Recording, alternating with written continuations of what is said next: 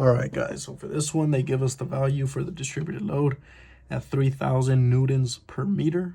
So meaning since it's 4 meters long, every meter has 3,000 newtons of load acting on it. So 3,000, 3,000, 3,000, 3,000, total is 12,000, okay? Because it's 4 meters long.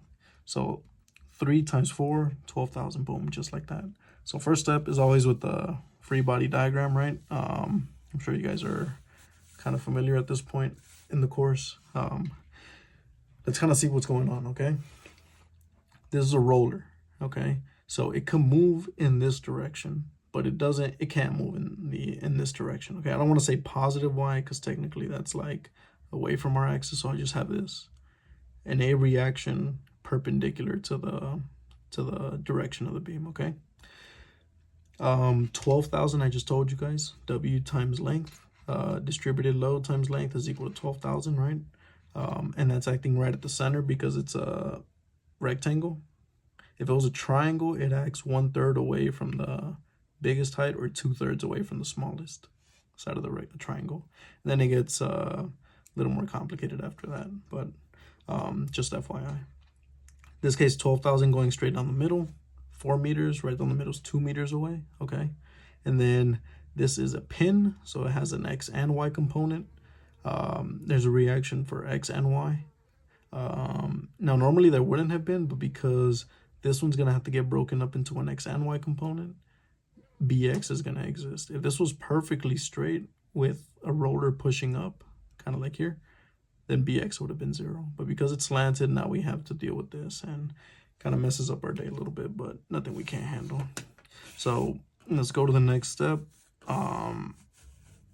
This is what I like to do. Zoom in at A. Okay, we got to characterize this force into 2 components. So in this case, this is the node. That dot is this dot, okay? A is going into the node. So you start at the tail and you go to the head of the vector, okay? And because this is the system we want to work with, if you've been watching my other videos, you know what I'm talking about. Positive Y is the pink pencil. Just Y direction is the pink pencil, and then X is the blue pencil. So we want to stick with this system, and we want to use this path, either this path or this path, to get from the tail to the head. And that's what I did here. Look, I went positive Y, positive X, okay? And I know the angle, right? Because 30 is right here. They give it to us. So now look, this was the original system, and the system got slanted. So look at the blue pencil. It's going to go up 30 degrees. But what happened to the pink pencil? Well, it also went up 30 degrees, right? The whole system went 30 degrees. So the pink went 30 and the blue went 30. So this vector that should have been pointing up is now 30 degrees offset. So now that is the angle that's 30, right? That's how you use that angle to your advantage, or to solve the problem, kind of. Sine 30 sine is just opposite over hypotenuse. AX over A, boom. Solve for AX. You want AX and AY in terms of A. And you'll see how that's convenient later, okay? But now you do the same thing for AY, cosine 30, AY over A, and boom, you get that. Now I'm gonna make my new free body diagram. And this is, the only thing is, I just characterize this A into this right here, AX and AY. 3 meters, right? That was given at the problem, 3 meters. This was 4 meters. 2 meters was the 12,000 acting away. We determined that. I just put 12,000 this time, not kilo. B and A. Okay, we got to get these distances because we're going to take moments, and you can't do that with only this slanted distance. You need the X distance and the Y distance. Okay, so that's just easy, right? They give you the angle, they give you the hypotenuse, so you're able to find A and B using just basic trigonometry. So, right, 30 degrees, your length was 3, sine 30 is equal to A, opposite over hypotenuse, adjacent over hypotenuse, boom, that's how you get that. You find A and B, so now we're good. Now we know those distances. Now, my bad, I already showed you, but now what do? I already showed you, you take some of the forces in the X, pretend you didn't see that.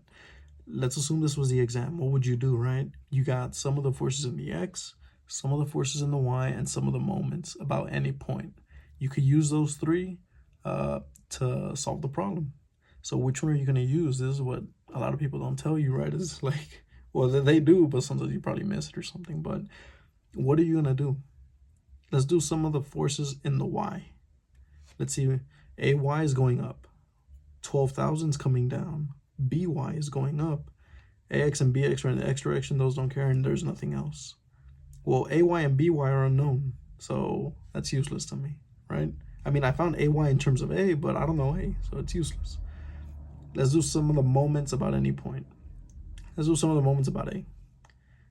BY, oh, okay. Some of the moments about A, AY and AX don't produce any moment because they're going through it, okay? There's no distance. Remember, moments is force times distance. There's no distance, there's no moment. Well, BX is a height of A, which is 1.5. BX is 1.5. Okay, what I'm saying is BX produces a moment because it's 1.5 meters away from A.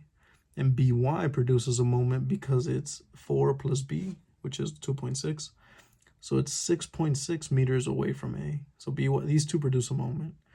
Well, that's still two unknowns. So it kind of sucks, right? So if we do some of the forces in the X, we know AX, because look at everything going in the X direction, it's just AX and BX. We know these two are equal in magnitude, okay? So just opposite direction. And that's what I did here, okay? Doesn't tell us much because it's still two unknowns, so I kind of wish it would have, but it didn't in this problem. So you got to keep going. What can we do now? Now we take moments, right? You can do some of the forces in the Y, but what's that going to tell you? And I mean, I did do it, but if you do some of the forces in the Y, you just get AY plus BY, these two, equal to 12,000 coming down. But it doesn't tell us much. In this case, actually, you know what? That was step 4. That was step 5. I went through this one first, but no big deal. AY and BY is equal to 12,000 right after you do some of the forces in the Y. But that doesn't tell us much either. So now we got to go into the moments. Okay? So if you do moments right here, let's do some of the moments about A. You could do some of the moments about B. I mean, it doesn't hurt to do it, right? And I think I do it on this one, actually. Some of the moments about A. BY, I already told you guys, is going to produce counterclockwise. So it's BY times 4 plus B, which is 6.6, right? Remember? And that's positive. So BY times 6.6. BX is producing a negative moment because it's doing clockwise, and it's A distance away, which is 1.5. So just like that, BX times 1.5, negative. 12,000 is B plus 2, right? Because this distance is 2. So B is 2.6 plus 2, it's 4.6. 12,000, and it's doing clockwise motion, so it's negative 12,000, 4.6, right? And then you get this equation. Doesn't tell us much because we still don't know BY or BX. We know BX is equal to AX, but again, doesn't tell us much. Now, let's go to the last one. Take a moment about B, right? If you do take that moment about B, what can we do? Let's see. AX produces a moment, obviously, right? Because you're A distance away from B. So AX times A, 1.5. That's right here. And it's doing a clockwise motion about point B, right? It's going like that. So negative AX 1.5. AY is also producing a moment, and that one's negative as well because it's going clockwise. So AY times 4 plus B, which is 6.6. And then 12,000 is doing a positive counterclockwise. Okay, so it's 12,000 times 2. Boom.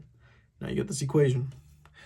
And at the end of the day, you know, we have 4 equations, 4 unknowns, and in this case, we're kind of screwed. Let me go and get the other paper. I forgot to get it out. But the next step is to, let me kind of hide some stuff here. It's just right there. I just wrote down the 4 equations, okay? Nothing crazy. So let's do that. Right, I wrote AX is equal to BX, equation 1. AY is equal plus BY is equal to 12,000. Cool. 6.6 by minus 1.5 bx. It's that one right there. And then 6.6 ay plus 1.5 ax is equal to 24,000. So I just wrote down the equations, okay? Nothing crazy. Now if we go to step 10, well, what can we do? Hold on. Let's assume there's the exam, right? Let's kind of walk you guys through it. Can we do anything? We remember we have this relationship, ax and ay. We could get them both in terms of a. And that's good because in this equation, look, if I substitute ay, I'll put in a sine 30 here.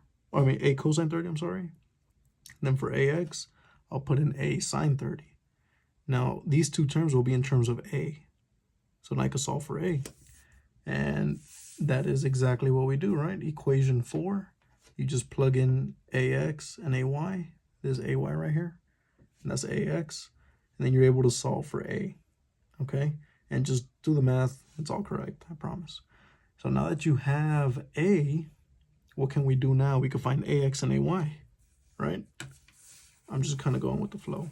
So now that I found ax and ay, because it's just a sine 30, I get this number multiplied by sine 30 and cosine 30 to get the x and y components. Now I can go back to these equations now that I know ax and ay. Well, guess what? Ax is equal to bx. So just like that, I also found bx, okay? Boom, from equation 1. Now that I have bx, ax, and ay, well, look, I have ay, I can find by. On this equation, I have bx, so I can find by. And what did I do here? I used equation 2. by is equal to 12,000 minus ay. I just moved ay to the other side, found by. So just like that, I found ax, ay, bx, by. Boom. Now that I have these two, the x and y components at b, I could get the magnitude. Just Pythagorean theorem, right? X squared plus y squared equals z squared. Okay? And that's what I did here. Boom. That is the answer. Okay? Nothing crazy. Statics.